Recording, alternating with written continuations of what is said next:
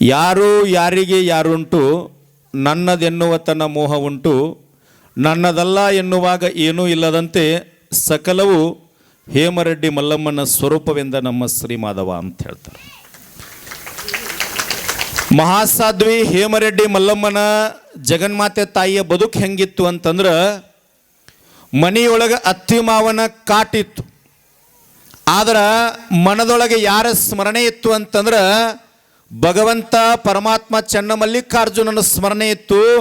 ಮನದೊಳಗೆ ಒಂದು ಮಾತು ಯಾವತ್ತೂ ಮಾಡ್ತಾ ಇದ್ದಳು ತಾಯಿ, ಏನಂತಂದ್ರೆ ಅವನ ನಂಬಿ ಬಂದ ಮೇಲೆ ಅವನಂತಾಗದಿದ್ದರೆ ಈ ಭುವನಕ್ಕೆ ಬಂದು ಫಲವೇನು ಅಂಥೇಳಿ ಹೇಮರೆಡ್ಡಿ ಮಲ್ಲಮ್ಮ ನಿರಂತರವಾಗಿ ಶಿವನ ಸ್ಮರಣೆಯನ್ನು ಮಾಡ್ತಾ ಇದ್ರು. ಮನೆಯೊಳಗೊಂದು ಸಣ್ಣ ಮಗು ಅಳತಾ ಇತ್ತು ಅಂತಂದ್ರೆ, ಹಠ ಹಿಡಿತು ಅಂದ್ರೆ, ನೀವು ಹಣ ಕೊಟ್ಟು ಸಮಾಧಾನ ಮಾಡುತ್ತನ ಹುಡುಗ ಸಮಾಧಾನ ಆಗೋದಿಲ್ಲ. ಮಗು ಹತ್ರ 10 ರೂಪಾಯಿ ಕೊಡ್ತೀವಿ, ಅದರ ಜಗನ್ಮಾತೆ ಹೇಮರೆಡ್ಡಿ ಮಲ್ಲಮ್ಮ ಜ್ಞಾನ ಪಡ್ಕೋಬೇಕಾದ್ರೆ ಭಗವಂತ ಸಾಕಷ್ಟು ಪರೀಕ್ಷೆಯನ್ನು ಮಾಡೇ ಕೊಟ್ಟಾನ. ಅತ್ತಿ ಬುಟ್ಟಿಯೊಳಗೆ ಜೋಳವನ್ನು ತುಂಬಿ ಬಿತ್ತನೆ ಮಾಡಿ ಬಾ ಅಂತ ಕಳಿಸ್ತಾಳ. ದಾರಿ ಮಧ್ಯದೊಳಗೆ ಹೋಗುವಾಗ ಶಿವ ಎಂಥ ಪರೀಕ್ಷೆ ಮಾಡ್ತಾನ ಪರಮಾತ್ಮ ಅಂದ್ರೆ, ಭಿಕ್ಷುಕನ ವೇಷದೊಳಗೆ ಬಂದು ನಿಂತು ಹೇಮರೆಡ್ಡಿ ಮಲ್ಲಮ್ಮನ ಎದುರಿಗೆ ನಿಂತು ತಾಯಿ ಭವತಿ ಭಿಕ್ಷಾಂದೇಹಿ ಅಂತ ಕೇಳ್ತಾನ. 4 ದಿನದಿಂದ ಮನೆಯೊಳಗೆ ಹೆಂಡತಿ ಮಕ್ಕಳು ಉಪವಾಸದಾರ, ಏನಾದರೂ ನೀಡು ತಾಯಿ ಅಂತಂದಾಗ ಹೇಮರೆಡ್ಡಿ ಮಲ್ಲಮ್ಮನ ಕೈಯೊಳಗಿರ್ತಕ್ಕಂಥದ್ದು ಜೋಳದ ಬುಟ್ಟಿ ಇರ್ತದೆ. ಒಂದು ಕ್ಷಣ ತಾಯಿ ವಿಚಾರ ಮಾಡೋದಿಲ್ಲ. ಹೊಲದೊಳಗೆ ಜೋಳವನ್ನು ಬಿತ್ತನೆ ಮಾಡದೇ ಇದ್ರೆ ಅತ್ತಿ ಬೈತಾಳ. ಆದ್ರೆ ಭಿಕ್ಷುಕ ನಿಂತಾನ, ಅವನಿಗೆ ನೀಡದೇ ಇದ್ರೆ ಮನೆಯೊಳಗೆ ಉಪವಾಸ ಇರ್ತಾರ. ಭವತಿ ಭಿಕ್ಷಾಂದೇಹಿ ಅಂತಂದಾನ. ಶಿವನ ಸ್ಮರಣೆ ಮಾಡ್ತಿರ್ತಕ್ಕಂಥ ಮಹಾಸಾಧ್ವಿ ಶರಣೆ ನೀಡುವುದೊಂದೇ ಗೊತ್ತಿತ್ತು. ಎಲ್ಲ ಜೋಳವನ್ನು ಶಿವನ ವೇಷ ಅಂದ್ರೆ ಭಿಕ್ಷುಕನ ವೇಷದೊಳಗೆ ಬಂದಿರತಕ್ಕಂಥ ಶಿವನ ಉಡಿಯೊಳಗೆ ಹಾಕಿ ಬಿಡ್ತಾಳೆ ತಾಯಿ. ಈ ದೃಶ್ಯವನ್ನು ಬಾಜು ಹೊಲದೊಳಗಿರ್ತಕ್ಕಂಥ ಎಲ್ಲ ಜನ ನೋಡ್ತಿರ್ತಾರ. ತಾಯಿ ನೀಡಿ 1-2 ಹೆಜ್ಜೆ ಮುಂದೆ ಹೋಗ್ತಾಳೆ. ಜಮೀನ್ ಹತ್ರ ಹೋಗೋದ್ರೊಳಗೆ ಶಿವ ಅಲ್ಲಿಂದ ಪ್ರತ್ಯಕ್ಷ ಆದಂಥವನು ಮಾಯಾಗಿ ಹೋಗಿಬಿಡುತ್ತಾನೆ. ತಾಯಿ ಮನೆಗೆ ಹೋಗೋದಿಲ್ಲ. ಶಿವನ ಮೇಲೆ ಅಖಂಡ ವಿಶ್ವಾಸ ಇರ್ತದ. ಓಂ ನಮಃ ಶಿವಾಯ ಮಂತ್ರದ ಜಪವನ್ನು ಮಾಡ್ತಾ ಅಲ್ಲೇ ಇರ್ತಕ್ಕಂಥ ಮಣ್ಣನ್ನು ತಗೊಂಡು ಓಂ ನಮಃ ಶಿವಾಯ ಓಂ ನಮಃ ಶಿವಾಯ ಅನ್ಕೊಂತ ಜೋಳ ಅಂತ ತಿಳ್ಕೊಂಡು ಮಣ್ಣನ್ನು ಭೂಮಿಯೊಳಗೆ ಬಿತ್ತನೆ ಮಾಡ್ತಾಳೆ ತಾಯಿ. ಅಲ್ಲಿಂದ ಮನೆಗೆ ಬರ್ತಾಳ. ಬರೋದ್ರೊಳಗೆ ಬಾಜು ಹೊಲದವ್ರು ಬಂದು ಅತ್ತಿಗೆ ಚಾಡಿ ಹೇಳಿರ್ತಾರೆ. ಜೋಳವನ್ನು ಭಿಕ್ಷುಕನಿಗೆ ಕೊಟ್ಟಿ ಮತ್ತು ಹೊಲದೊಳಗೆ ಏನು ಬಿತ್ತಿ ಬಂದಿ ಅಂತಂದಾಗ ಹೇಮರೆಡ್ಡಿ ಮಲ್ಲಮ್ಮ ತಾಯಿಯ ಬಾಯಿಂದ ಉದ್ಗಾರ ಬರ್ತದ, ನಾನು ಬಿತ್ತಿದ್ದು ಜೋಳನದ,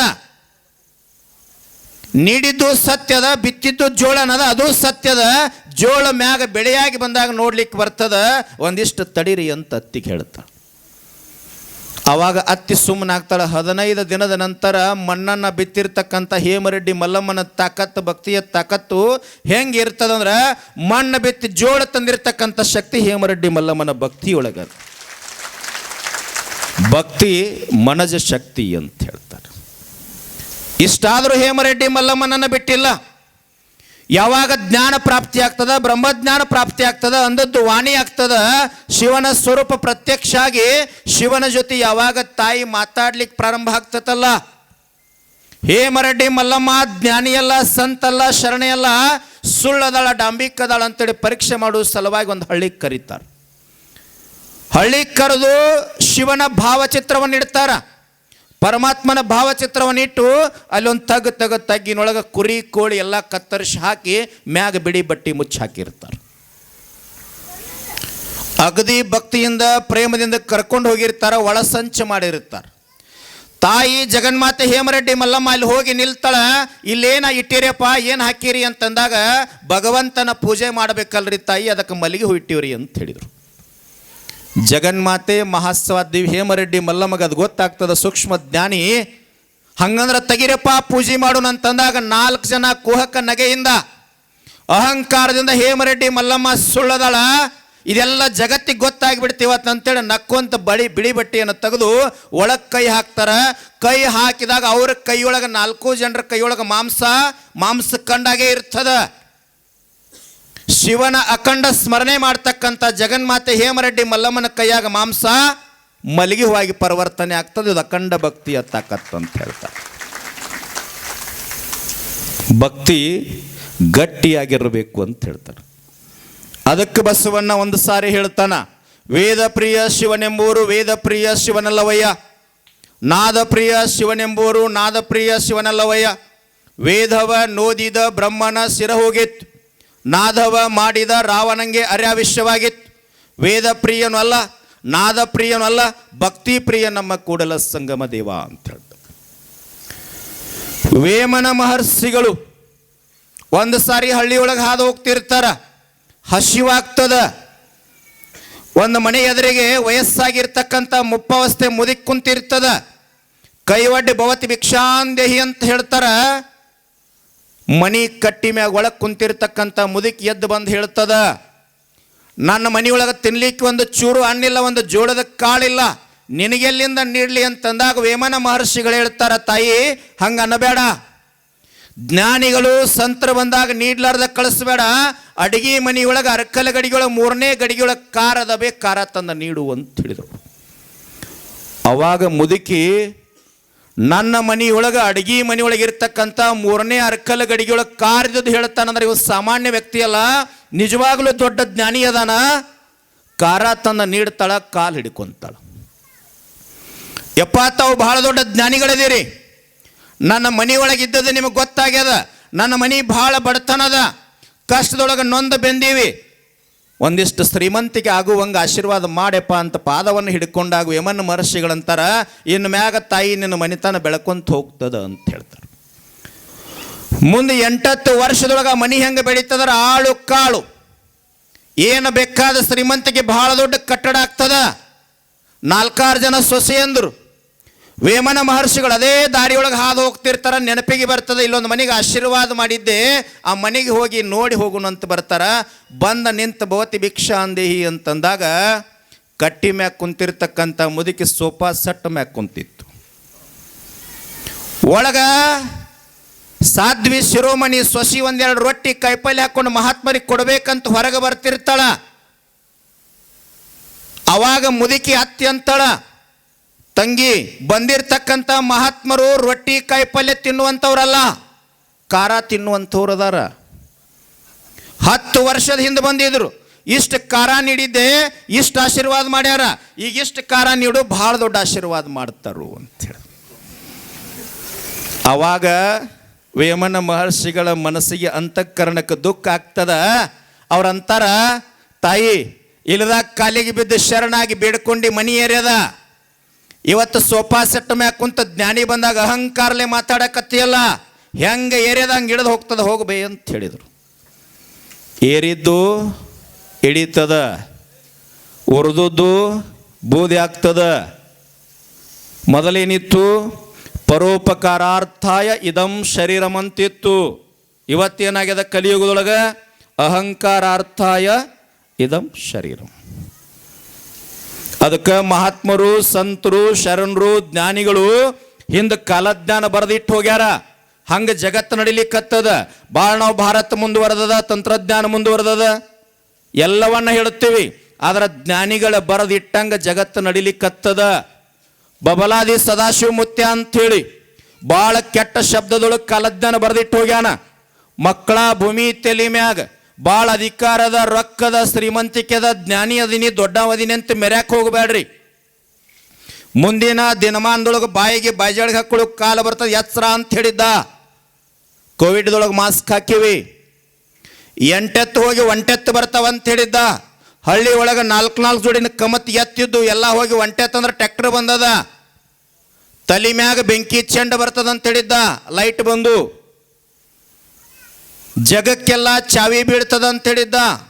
ಕೋವಿಡ್ದೊಳಗೆ ದೇವಸ್ಥಾನಕ್ಕೆ ಸಹಿತ ಚಾವಿ ಹಾಕಿವಿ. ಶಟಸ್ಥಲ ಜ್ಞಾನಿ ಉಳುವಿ ಚೆನ್ನ ಬಸವಣ್ಣೊಂದು ಕಾಲಜ್ಞಾನ ಹೇಳುತ್ತಾನ. ಉಳುವಿಯ ಚೆನ್ನನು ಕಲಿಯುಗದೊಳಗೆ ಹುಟ್ಟಿ ಬರುವಾಗ ಜೋಳ ಜೊಟ್ಟೆಲ್ಲ ಹಾರಿ ಹೋಗಿ ಗಟ್ಟಿ ಕಾಳು ಅಷ್ಟೇ ಉಳಿತಾವಂತ ಹೇಳ್ಯಾರ. ಹೇಮರೆಡ್ಡಿ ಮಲ್ಲಮ್ಮನ ಆಶೀರ್ವಾದದಿಂದ, ಈ ನಾಡಿನ ಸಾಧು ಸಂತರ ಆಶೀರ್ವಾದದಿಂದ ಕೋವಿಡ್ದೊಳಗೆ ನಿಮಗೆ ನಮಗೆ ಏನೂ ಆಗ್ಲಾರ್ದ ಜೀವಂತ ಅದೀವಿ ಅಂದ್ರೆ ನಾವೆಲ್ಲ ಭೂಮಿ ತೆಲಿ ಮ್ಯಾಗ ಗಟ್ಟಿ ಕಾಳಾದೀವಿ. ಆದ್ರೆ ನಾವು ಏನು ಬೇಡಬೇಕು, ಏನು ಕೇಳಬೇಕು? ಹೇಮರೆಡ್ಡಿ ಮಲ್ಲಮ್ಮನ ಪಾದಕ ವೇಮನ ಮಹರ್ಷಿಗಳ ಪಾದಕ ಹನಿ ಹಚ್ಚಿ ಏನು ಕೇಳಬೇಕಂದ್ರೆ ರಂಜನಗಿ ಗ್ರಾಮದೊಳಗೆ ಇರ್ತಕ್ಕಂಥ ಎಲ್ಲ ಜನರ ಕಣ್ಣೀರು ವರ್ಷ ಆನಂದವಾಗಿಡಂತ ಕೇಳಬೇಕಾಗ್ಯದ. ಇಡೀ ಕನ್ನಡ ನಾಡಿನೊಳಗೆ ಧರ್ಮಾತೀತ ಪಕ್ಷಾತೀತ ಜಾತ್ಯತೀತವಾಗಿ ಎಲ್ಲ ಜನರನ್ನ ಆನಂದವಾಗಿ ಇಡುವಂಗೆ ಮಾಡಪ್ಪ ಅಂತ ಕೇಳಬೇಕಾಗ್ಯದ. ನಾವೇನು ಕೇಳಕತ್ತೀವಿ? ಗುಲ್ಬರ್ಗಾ ಜಿಲ್ಲೆ ಅಫಜಲ್ಪುರ ತಾಲೂಕಿನ ಗತ್ತರಿಗೆ ಅಂತ ಒಂದು ಊರು ಬರ್ತದೆ, ಭಾಗ್ಯವಂತಿ ದೇವಿ ಅಂತೇಳಿ ಕೇಳಿರ್ತಾ ಹೆಸರ? ಹಾಂ.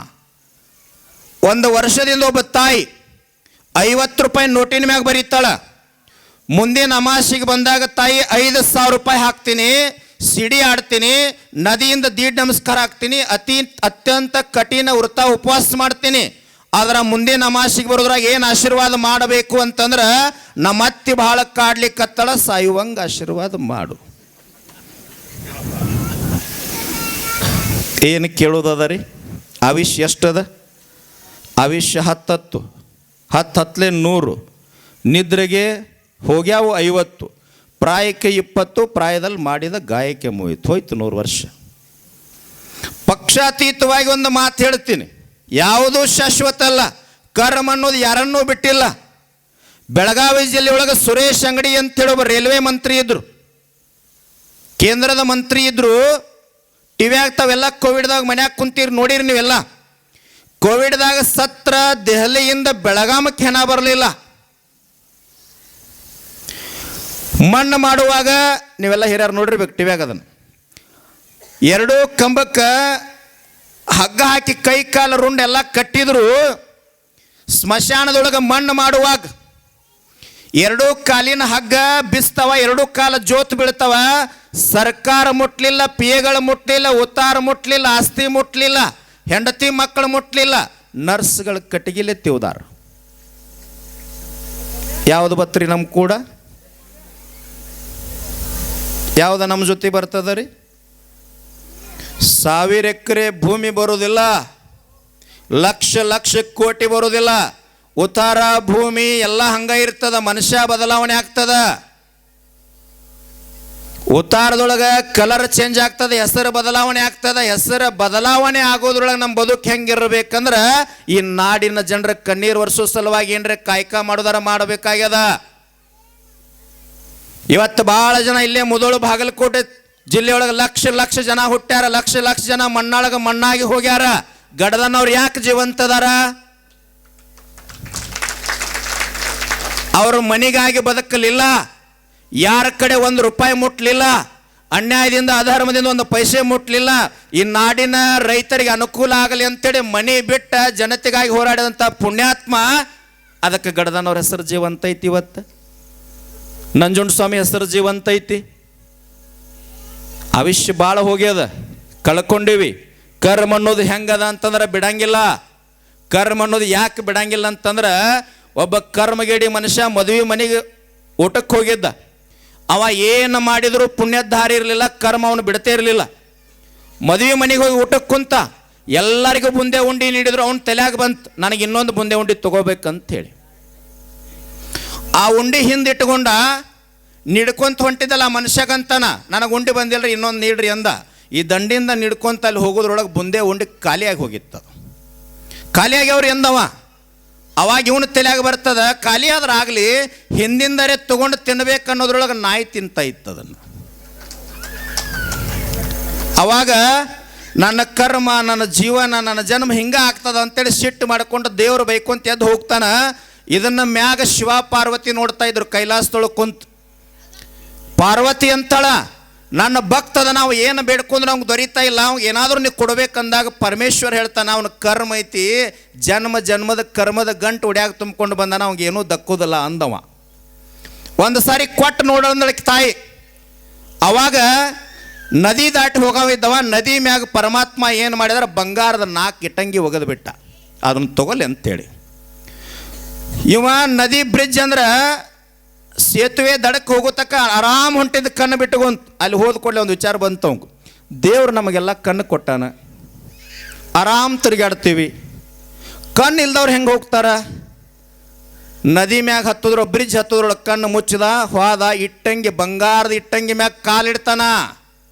ಕರ್ಮ ಕಲ್ಲಿನ ಮ್ಯಾಗ ಕಾಲಿಟ್ಟನೆ ಅಂತ ಕಲ್ಲು ಸರಿಸಿ ಮುಂದೆ ಹೋದ, ಬಂಗಾರ ಸರಿಸಿ ಮುಂದೆ ಹೋಗಿದ್ದವಾಗ ಪರಮೇಶ್ವರ ಅಂತ ನೋಡು ಅವನ ಕರ್ಮ ಅಂತ. ನಾವು ಬಹಳ ಜನ ಹಳಿ ವೃತ್ತಿಯನ್ನು ಮರ್ಯಾಕತ್ತೀವಿ. ಜಗತ್ತಿನೊಳಗೆ ಶ್ರೇಷ್ಠ ರೈತ.